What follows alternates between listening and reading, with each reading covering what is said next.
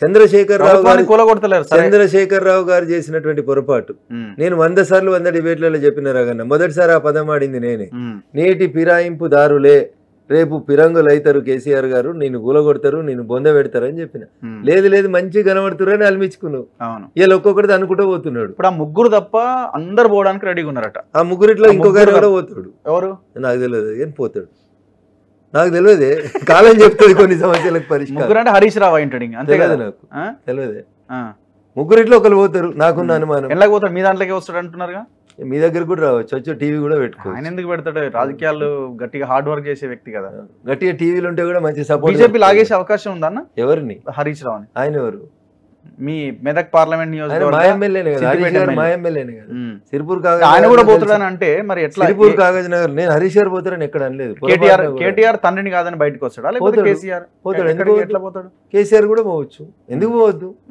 బతకాలంటే పోతారు. గట్ల ఏముంటుంది? ఇప్పుడు హరీష్ కి ఏమన్నా స్కెచ్ చేస్తున్నారా మీరు? 30 మందిని తీసుకొని తప్పు పనులు తప్పు ఆలోచనలు ఏం చేయాలి?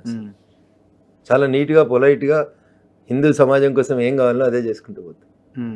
సో హరీష్ ని ఏం టచ్ చేసి అట్లా ఏం లేదు, నాకు అట్లాంటి ఆలోచన లేదు. మన ఇన్నయ్య గారు ఒక స్టేట్మెంట్ ఇచ్చిన ఇంటర్వ్యూలో, మీరు చూసారో లేదు, గాదే ఇన్నయ్య గారు. సో ఒక మంత్రి, కాంగ్రెస్ లో ఉన్న ఒక మంత్రి ఒక 12 మంది ఎమ్మెల్యేలతో రెడీగా ఉన్నాడు, బీజేపీ లైన్ నడిపిస్తా ఉన్నది అని. Open statement. అదే 12 మంది కాంగ్రెస్ వాళ్ళు, 8 మంది బీజేపీ వాళ్ళు. ఎంత 20 తోటి ఎట్లయితుంది ప్రభుత్వం? నాకు తెలియక అడుగుతున్నాను. 60 అయితే ప్రభుత్వం వస్తుంది, 20 అయితే రాదన్నప్పుడు యాడ్ అవుతా ఉంటది. ఎట్లయితుంది? ప్లానింగ్ కాంగ్రెస్ వాడు తెల్లారా డిస్క్వాలిఫై చేస్తాడు కదా, స్పీకర్ వాళ్ళ స్పీకరే ఉన్నాడు కదా, డిస్క్వాలిఫై చేయరా? సో ఓవరాల్ గా అంత ఈజీ కాదని అంటారు మీరు, గవర్నమెంట్ కూలిపోవడం అంటే. 2 రకాలు. కమింగ్ 5 years రేవంత్ రెడ్డి ముఖ్యమంత్రిగా ఉంటాడు, దాన్ని 2 రకాలుగా చెప్పొచ్చు. ఆయన స్వయంకృత అపరాధం చేసుకుంటే మనం ఏం చేయలేము. మళ్ళీ ఎట్లా అవుతుంది? మళ్ళీ అది ఆయన స్వయంకృత అపరాధం చేసుకుంటే, అదే చెప్తా ఉన్నా, ఆయన స్వయంకృత అపరాధం చేసుకుంటే చెప్పలేను దానికి. ఆయన సరిగా నడిపించుకుంటే సరిగా నడుపు. ఏ సిచ్యువేషన్ వస్తే ఆయనకి ఇబ్బంది అవుతుంది నేను ఊహించి చెప్పలేను. On the day I will speak.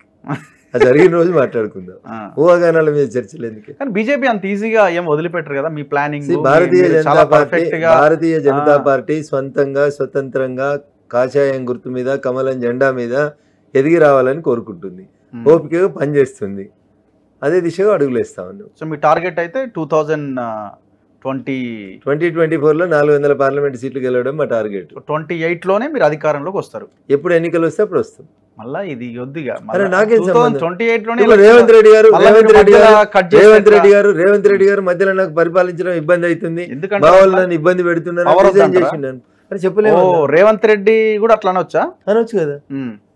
ఎవరన్నా వాళ్ళ పార్టీ ఎమ్మెల్యేలు వారిని ఇబ్బంది పెట్టిరు అనుకో, బిడ్డ మీరు ఇట్లా చేస్తున్నారు, డిజాల్వ్ ద అసెంబ్లీ అంటే అప్పుడు నువ్వేం చేస్తావు నేనేం చేస్తాం రాగంట.